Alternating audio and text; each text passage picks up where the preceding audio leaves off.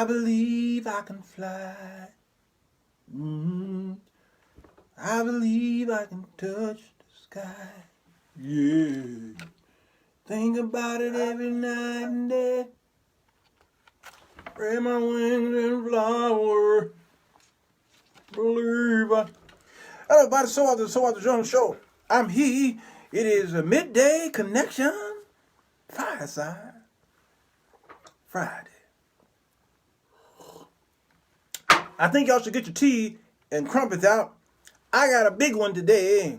All right. I want to talk about this again. Here we go again. Here we go. Talking about to the Kelly. Yeah, Natasha. Here we go again, Marty. This is for some of you who are out there who are new to the Sirwalterj Jones Show. I get it. But what I want to do today, though, is talk about your hypocrisy. Hip to the hypocrisy. Yeah, whole lot of y'all out there forget who you are. I put up a post yesterday and I said, while I was watching the Lifetime series, I said, R. Kelly's story is the story of the African American man. That's what I said. I said the R. Kelly story is the story of the black man. And then y'all said, it's not just exclusively black, man. It's a whole lot of racist story. Well, let me help y'all out here. You know when y'all say Black Lives Matter, you know how y'all say that? Black Lives Matter. And then a white man will say, all lives matter. And then y'all get upset and say, hey, no. Black Lives Matter. You see what I'm saying? When you say Black Lives Matter, white people hear Black Lives Matter only. But when you say it, what you're really trying to say, I'm hoping, is Black Lives Matter too. All right? It was the black man's time at that time. So when I put that up, when I said it's the black man's story, it is the black man's story. So why y'all correcting me and say, no, it's not just we talking about a black man right now. Okay? We're talking about a black man right now. All right? So it is the black man's story. It's in your family. It's in your parents' family. It's in your parents' parents' family. This is not new. This has been going on for decades and centuries. And so here it is. Now let me talk about y'all's hypocrisy though. All right? Hypocrisy.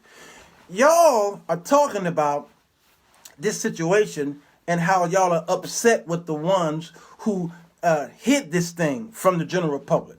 Y'all talking about the parents who just didn't say anything because the monies was coming through. All right? Y'all talking about, but many of y'all, if not most of y'all, covered up something. Yes, you did. Stop playing with me. Y'all knew I was messing around with that woman right there and she married. You knew it. You knew it. You knew that girl was messing around with your best friend. You knew it. But you said nothing. You didn't say nothing, did you? You in the church, you protected these people. Your girlfriend, your best girlfriend, your BFF was messing around with a married man and you knew it. And you knew it. And you said nothing. So R. Kelly's story is your story.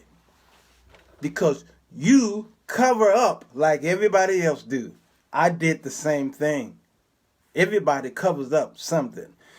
So to the extent of R. Kelly did may not be your story. But guess what? R. Kelly's story started small and cute like yours did. His ballooned, yours probably didn't. But the person you protected, their story probably ballooned because your best friend destroyed that man's family. She was a home wrecker and you knew it. And you zipped your lips. Why you think the Catholic Church is going through what they're going through right now? All right? I'm trying to tell y'all, many of y'all are hypocrites. And then you're talking about these people who are covering up this stuff with R. Kelly. It just seems like, unfortunately, you are emotionally attached to the degree of harm that this man put on this person. But God treats a lie the same way he treats a murder. Do you understand what I'm saying? A lie may seem innocent. A murder is not as innocent as you may be emotionally attached to it. But all unrighteousness is what, y'all? So God takes all of it and put it in the same bucket. You see? So this story is an emotional story. That's what it is. And it is still the black man's story. Let me ask y'all a question. What's the difference between Judge Kavanaugh and Bill Cosby? Anybody help me out? Can y'all put in the comments, what's the difference between Judge Kavanaugh and Bill Cosby? Go ahead, type it in the comment below. It's Fireside Friday. Oh, and this is good stuff. Hallelujah, that's good. Anybody know? We keep trying to make God's law adapt to ours. Okay, y'all slow. Let me tell you. The difference between Judge Kavanaugh and Bill Cosby is race perception. That's it. That's it. Skin color, Natasha Miles says. That's it. Race perception. They both did something. And they both was looked to by the public.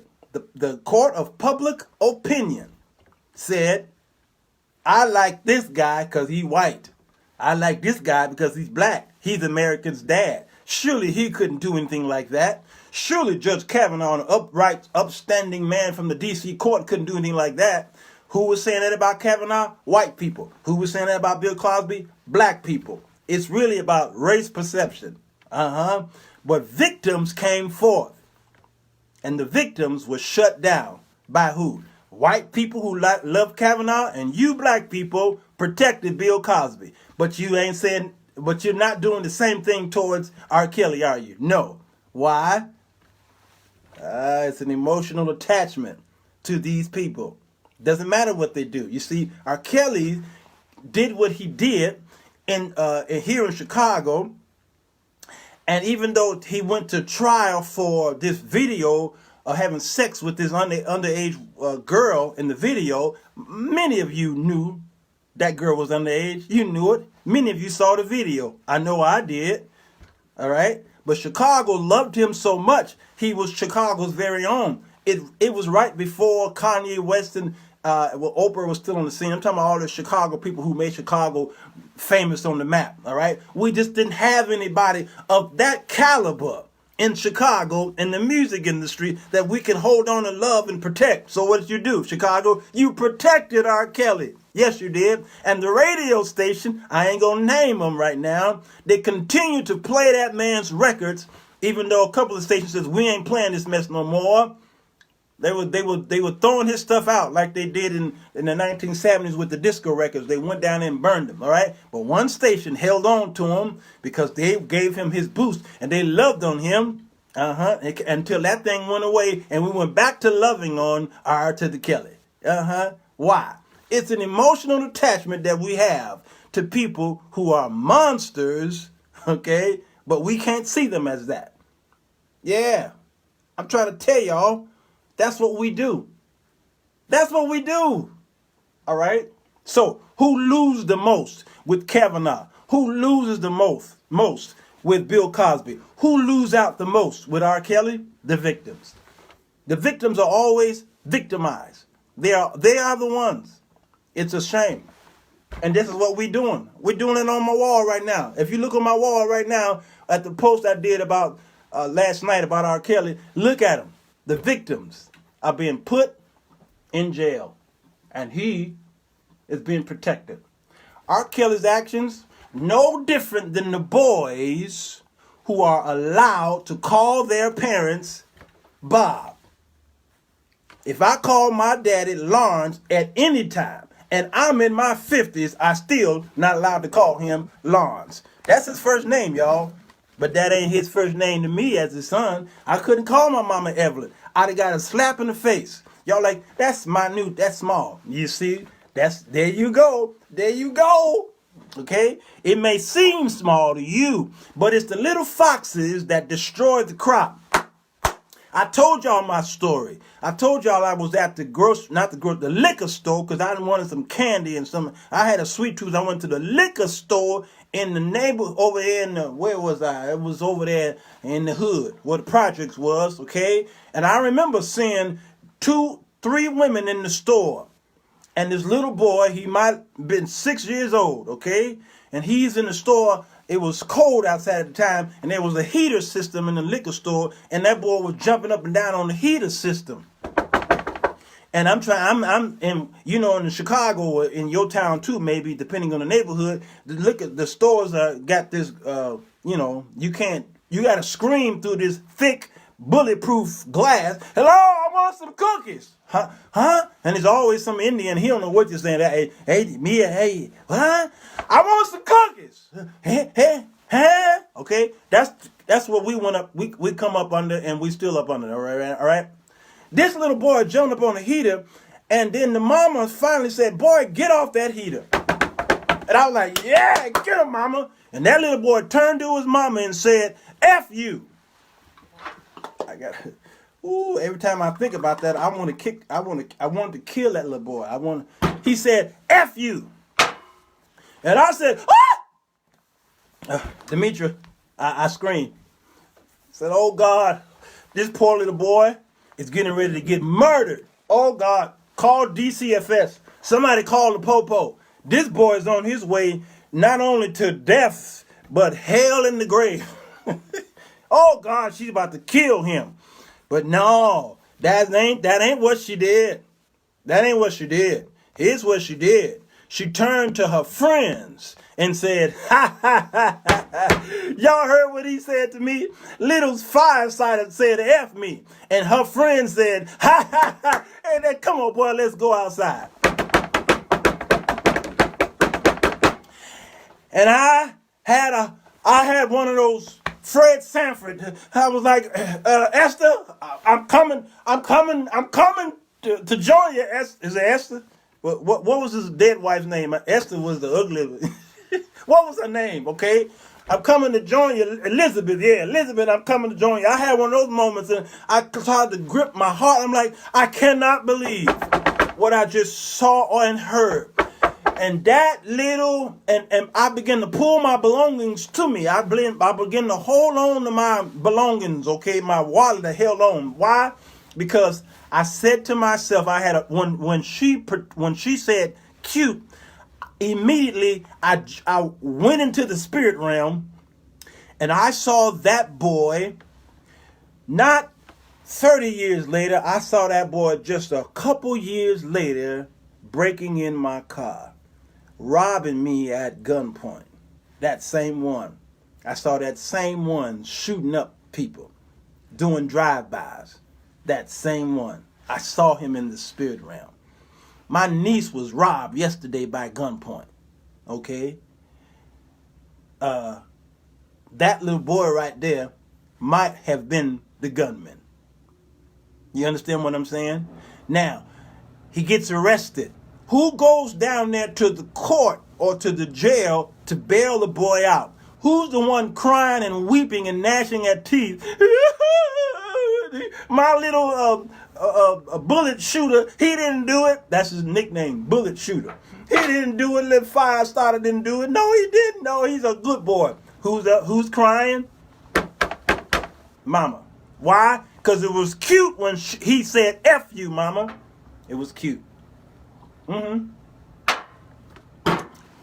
That's the black man's story. That's the R. Kelly story. I don't think y'all understand it. This is some of y'all's story. Y'all have been ignoring this stuff for years, and you're perpetuated. It has built up, and has come to this point where, like the banks in America, too big to fail. You see, the banks been robbing y'all and raping y'all with no grease, with no KY, with no lubrication. The banks have been raping y'all for generations. And then you got to the point where the stock market crashed. And guess what? Then the Congress stepped in, because Congress was part of the one who was raping y'all, because they allowed it. All right, the feds, the Federal Reserve, And the Treasury Department, all that stuff. They're responsible for you being poor today. No grease. Not even Vaseline. You know, that's what we used back in the day. I know this is nasty, but I don't care. It was Vaseline. They didn't invent this lubrication and KY and stuff back in my day. We had to go into the cabinet and pull out the Vaseline. All right? It just made it better and smoother. It just fit better. Okay? If you're a young kid, go home and turn on Snoopy or somebody. Okay? This for grown folk. And so what happens? The bank decide to pull in that stuff, and then bam, it crashed, and guess what? They was too big for the United States to make them fail, so what do? They bailed them out. That's what y'all doing. Y'all bailing them out. I'm trying to tell y'all. So, Lifetime, this series that's going on, they did something that no prosecutor could do. Lifetime did it. Lifetime did what no police could do. Lifetime did what no judge in the court of law could do. Lifetime did it. A network that nobody watches. Y'all don't watch Lifetime. I didn't even know I had Lifetime. I got Xfinity cable, okay? I didn't even know I had Lifetime. And I said, okay, they're talking about the R. Kelly special. All right, well, I've heard enough. I heard it all. And I started watching it, and I said, oh, that's interesting. But then I started looking at y'all's Facebook posts and your Instagram posts and all this stuff. And I said, oh, they did something that nobody could do in the legal system. They got y'all to come to a conclusion. They got these people a platform. See, these girls have been talking about their story for a long time. Y'all just ain't been listening. All y'all talking about some, now they coming forward. They've been talking a long time. Go on YouTube, you'll hear their stories, but it just wasn't a big enough platform. Oprah wasn't bringing them in. Come on, y'all. Lifetime is singing, we're in the money. That's right. I don't think y'all understand the degree to which we rationalize influence based in race, religion, and political persuasion is evident of a continued division among us. Yes, justice isn't blind, just nearsighted. Joe Hill, that's it, man. R. Kelly was fatherless. There was no father in the home. It's the black man's story. There was no father in the home. He was timid. Listen to what his brother said. He didn't go outside. He did what I did. That keyboard right there. He had a white Casio keyboard. So did I. He stayed in the house. So did I. I was writing songs. So it was he. And the girl would come over and the difference between me and him is I wasn't molested. There was an attempt of a molestation, but I was in college by that time. All right? But other than that, this boy was being molested by family members. So he was being reared up. He was being prepared. He was being prodded. He was being prepared for this, okay? For the world that he live in right now. I'm trying to tell y'all, that was me. I could have been the R. Kelly of today. When I put that post up about me going in the church basement and sleeping with a girl, I was having sex with a girl in the basement. Y'all remember that post I made during church? I could have been R. Kelly. Because I could have continued in that and continued in that and continued in that, and I would have been that guy. I write. I've written over 2,000 songs, okay? People know my music. They know me. Many people trust me. They trust R. Kelly too. I could have been him. And in a sense, I was kind of like him because I was a womanizer to the extent of what y'all define womanizing to be. The only difference, again, between me and him was I wasn't messing with these young girls. Because if I saw a young girl, I would say to myself, that's my daughter. That is nasty. Ugh. So the women that I dated and messed with were either my age or older. When I got married, I married a woman 5 years older than me.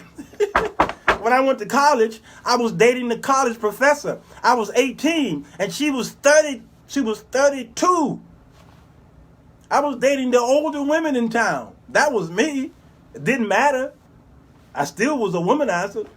You see what I'm saying? So we tend to be specific on these particular sins, but all unrighteousness is messed up. Dr. Candace Norcott on the show. Did y'all see the show when she talked about, she was a clinical psychologist. All right? Y'all remember, y'all heard what she talked about? Matter of fact, let me go here. I think I have it queued up here. She said something interesting. Pay close attention to what she said. Let's see. Mom, then my brother took the test. If they believe me, then maybe I could have took it to an adult. Child sexual abuse confuses power and control with sex. And so children may want to say, like, I want to be the one that's in that power position, right?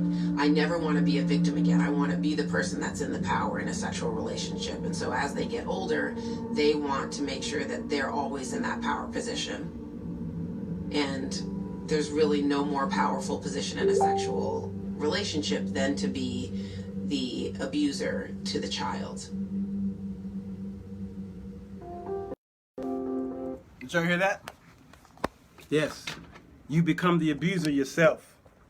Yes. It's put upon you. So you want to be. Look at this story. What's the white girl that they did who got captured, who was captured by these people? What was it, back in the 70s? And she was captured, and then they went to do a bank robbery. What is her name? And then she wound up being the one helping them rob the bank. She turned into her captives, and then y'all usually hear about the what is the Stockholm syndrome. Okay, a lot of this stuff is something that y'all don't talk about. Thank you, Sharon, Patty Hurst. Thank you, Pastor Max. Yeah, this is happening. So when this is put upon a person, they begin to feel like that's power. And that's power that I want. That's why you see many, both in politics and in religion, want the same power that's put upon them. Okay? So usually a person who's poor or who is suppressed, all right, when the system is pressing against them, when whether it's a white or black thing, whether it's discrimination, usually you trying to pull yourself up, but the system is on you, and then what you do is you run for office, or you try to become that CEO, you try to become that same people of power, so that you say in your mind that you want to help, but once you get up there, then you become just as corrupt as they do. Yes, you do. Why I think Chicago is, right now we've got, what's the congressman who's not congressman, the what's his name, the alderman who just was arrested yesterday for attempted extortion. He had been in I keep saying Congress. He had been in the city, what is his name? Burke, thank you, Alderman Burke. He'd been a part of the Chicago machine since the 1960s. They finally got him.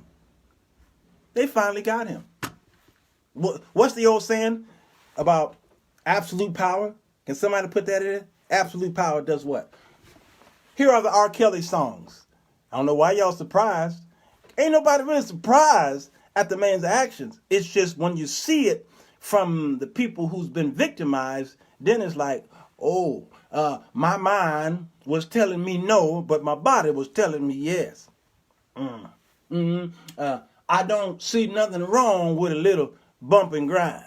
Yeah, feeling on your boo-hoo-hootie. Yeah, keys in ignition. Seem like you're ready. Keep it on the down low. He was trapped in the closet. Then he said, I'm a flirt. Then he said, your body is calling.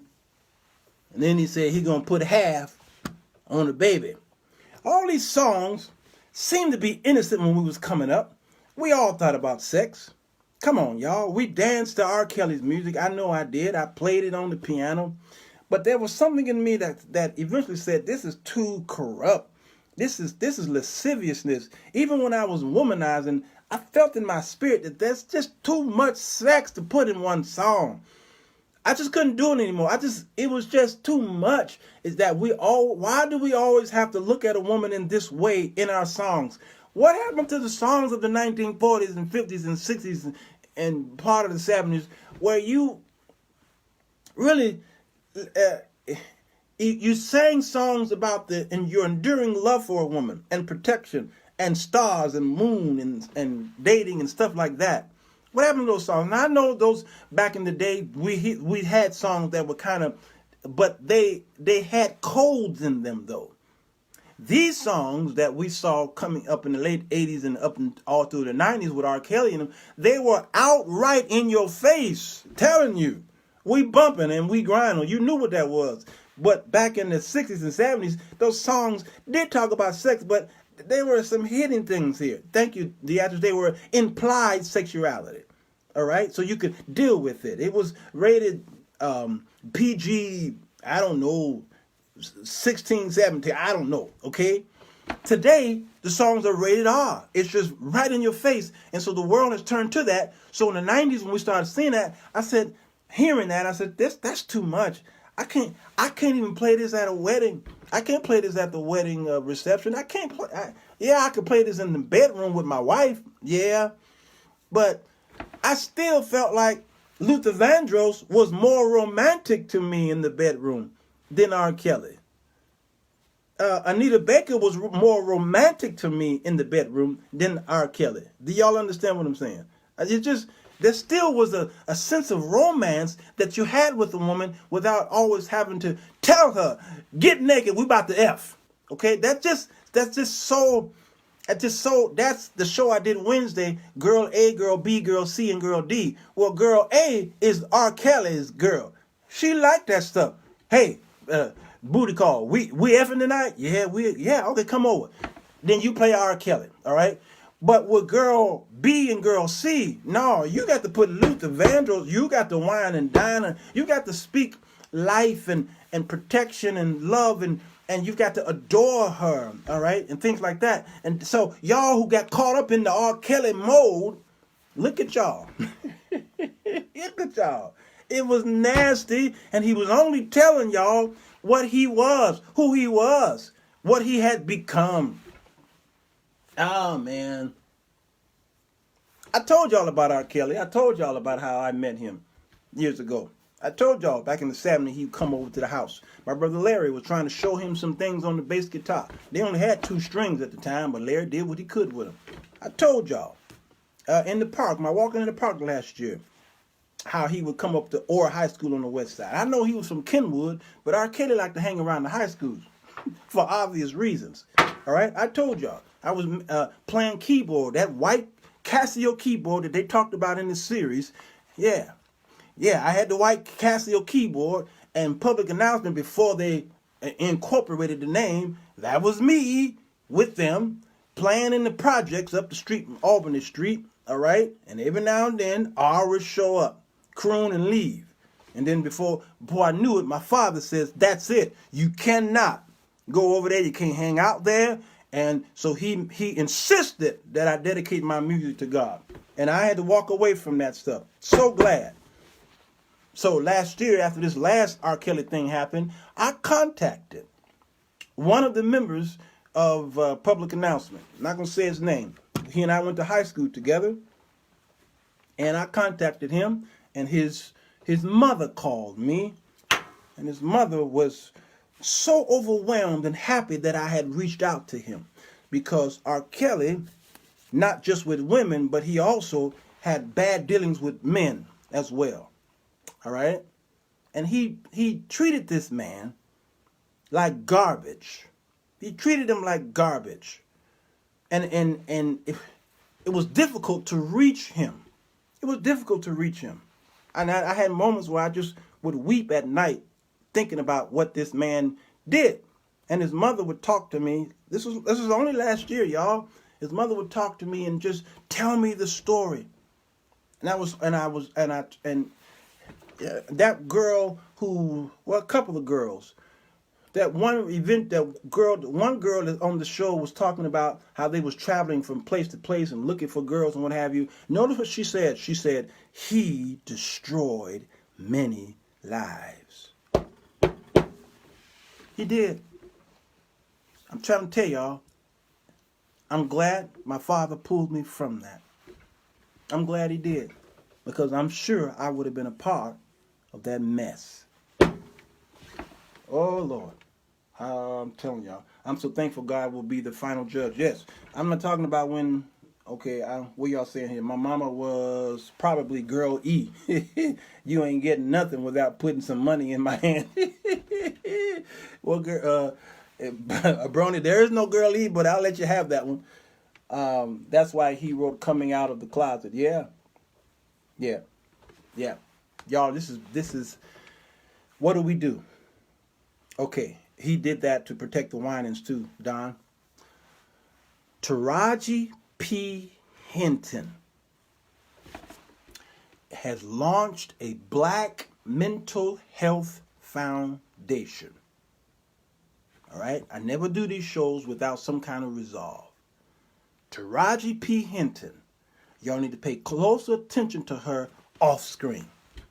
Okay? Don't worry about the empire persona. That ain't Taraji. The real Taraji right now is talking about mental health among African Americans. You need to pay attention to what she's saying and stop getting caught up into Hollywood and Broadway and reality TV and things like that, because y'all are causing this reality, the make-believe and your real world is crossing. Your make-believe and your real world is crossing, and we don't know what's going on. Okay? And she's offering therapy for free, Perkins says. Please, people, go to vibe.com right now. Actually, Vibe, I saw this article on vibe.com. Go there, and she is talking real stuff. This is why I'm so interested in psychology, you see, because there's PTSD going on in the African American community, and it's being ignored. Those little boys who are shooting up everybody in the streets and going to bed without problems is because PTSD is happening. All right, it's adverse childhood experiences. That ACE is happening as well. All this is cycle, and there needs to be some psychotherapy going on. And y'all in church don't talk about this part. In church, you only talk about this part. You always talk about the spiritual part. You always talk about the relationship part, but you don't talk about the mental part. You don't, because you're afraid. You don't know what to say about it. And you want to fix everything with some oil and just pour the oil on him, and he's gonna be fine, and send him home to get molested again. And they're gonna come back to church with some more oil, and they're gonna be just dripping with oil. But up here, ain't been discussed. Y'all ain't talking about it. Taraji P. Henson is one of the rare ones in Hollywood, African American, that's talking about this. This is PTSD, and and his brothers were being molested by family members. They couldn't talk about it. But this is what's been happening in many of y'all's families. Your parents ain't talked about it. Some of y'all got parents who went through that. They ain't talking about it. Your grandparents went through that. You got some half brothers and sisters around the country you don't even know about. They protected that stuff. They did an article that's Surviving R. Kelly. The producer reveals that there's a lot of artists and entertainers who wouldn't even go on this show. John Legend is one of two famous people who agreed to appear on camera. That's it. Now, I'm going to read this article. Dream Hampton told the Detroit Free Press, Dream Hampton, it was incredibly difficult to snag stars who worked with R. Kelly, who may be more famous for his many scandals and legal troubles than his music at this point. He quoted, "When it comes to celebrities, it was incredibly difficult to get people who had collaborated with him. We asked Lady Gaga. We asked Erykah Badu. We asked Celine Dion. We asked Jay-Z. We asked Dave Chappelle. And she said, there are people who have been critical of him. That makes John Legend even more of a hero to me," he says. In another interview with Shadow in Act, she dropped more names. Mary J. Blige, Lil' Kim, and Questlove, and explained why she thinks they declined to speak about Kelly. He says, or she says, who is it? "I mean, most people just don't want to touch it," she said. "I remember Amir or Questlove Thompson, was like, I would do anything for you, but I can't do this. It's not because they support him. It's because it's so messy and muddy. It's that turning away that has allowed this to go on. The docuseries premiered tonight, and they talked about other stuff here. But these artists weren't coming forward. They ain't doing it. The Kavanaugh, Judge Kavanaugh, their people says, I don't want no part of it. Not going to do it. People who kind of knew some stuff, The Bill Cosby, they weren't coming forward. They're like, nope, I don't want to touch it. So R. Kelly too, all through the 90s and the 2000s, folk was like, I ain't touching it. Same in your church. The people know that your pastor was doing what he was doing. Your elder, the missionary, the deacons, they knew it. And they says, I ain't touching it. Not going to do it. And scripture was clear about the sins of man, that when things happen, when judgment comes, that God is going to burn, put some fire on this person who committed the sin, and then God going to look at you who ignored it, and guess what he going to say? He going to say, show me your hands. Show me your hands. Look at your hands. God going to say, look, what's on your hands? Blood. Who blood is that? That one right there who molested. That one right there who raped. That one right there who stole. That one right there who lied. That one right there who you ignored. His blood is on your hands. You're just as guilty as the ones you're claiming who closed their mouths to allow R to do what he did. I need y'all to stop being hypocrites. I tell my story. Nobody can tell my story better than I can. All right? You need to tell your story. R ain't telling his story. Why? Fear, shame, protection, all kind of things going through him. When a liar is faced with the truth, what do? He lied. Or he run.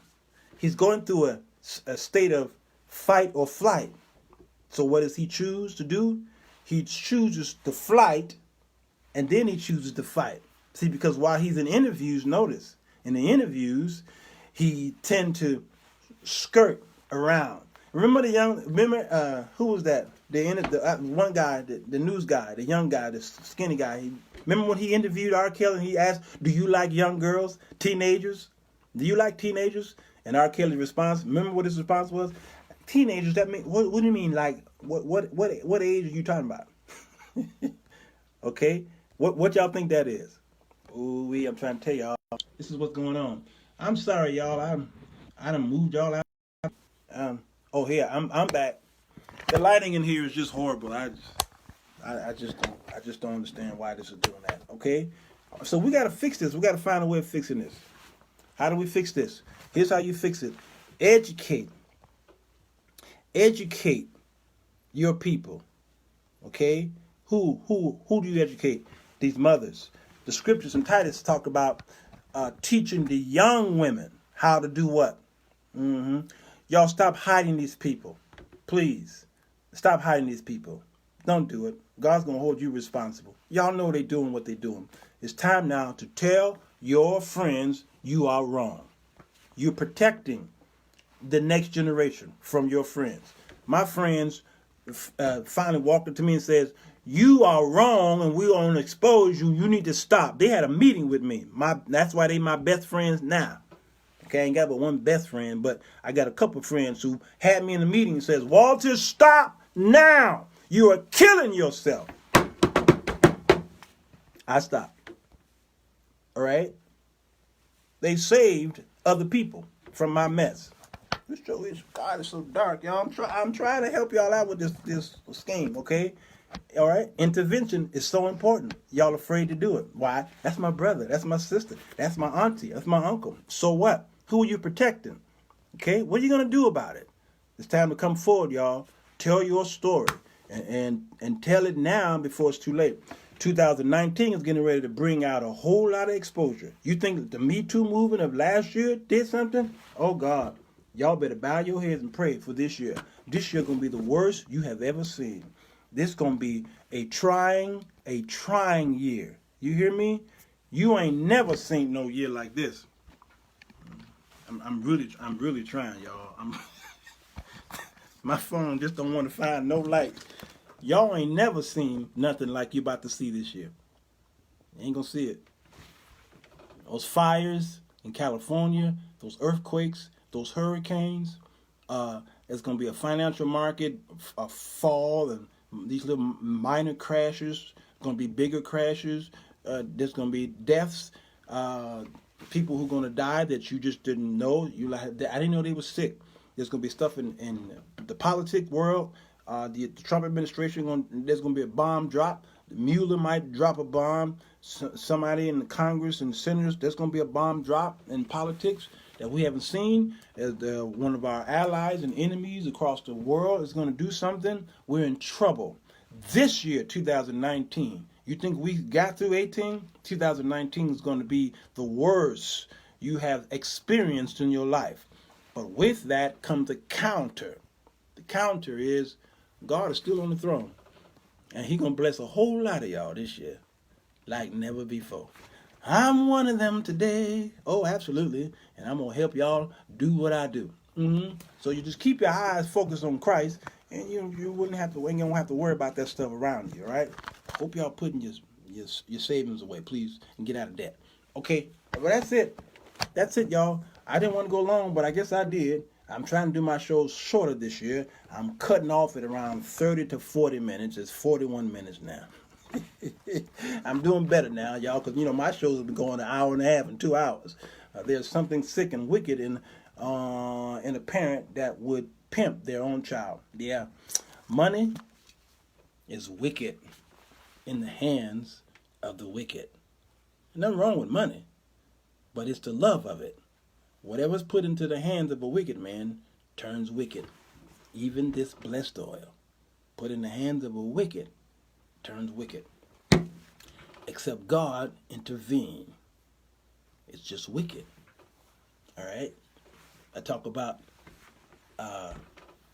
the Ark of the Covenant was put into the hands of the Philistines, a wicked people. But God took that Ark of the Covenant and made the Philistines give it back. You understand what I'm saying? Except God intervened. But in many cases, God don't. To teach you a lesson. So whatever's in the hands of a wicked man is going to turn wicked. If you give $1 million to a wicked man, he's going to do wicked stuff. So y'all gave a fame and fortune to R. Kelly. And this thing that wasn't dealt with as a child is in him. Now he got power. He got money. He's got persuasion. All right? He's got influence. And they don't get better. They get worse. When you don't deal with a person with PTSD or any kind of mental illness or dysfunction, they don't get better. They get worse. Absolute power. Understand that. You better pay attention. Talk to your children, your daughters, and teach them how to be chaste, and teach them how to love themselves, and listen to your instruction. Teach them how to love God and protect them. All right? How do you do it? You can't follow them around town 25 hours a day. But at home, you sure can raise them up. I raised my daughter up, and she's doing A-OK. Graduated from college, landed her ideal job. Now she's back in school to further her degree, and she's happy. And she told them boys, you don't act like daddy, so bye-bye. That's my daughter, okay? So just know, it can be done. Get her done. I gotta go, y'all. I love you. And there's nothing you can do about it. It's Fireside Friday. Hit the share button. And be on YouTube. I'm sorry about all this darkness. But there's darkness all around us. One day, the light gonna be turned on. And you're gonna see his face. In peace. Blessings to you. Bye-bye.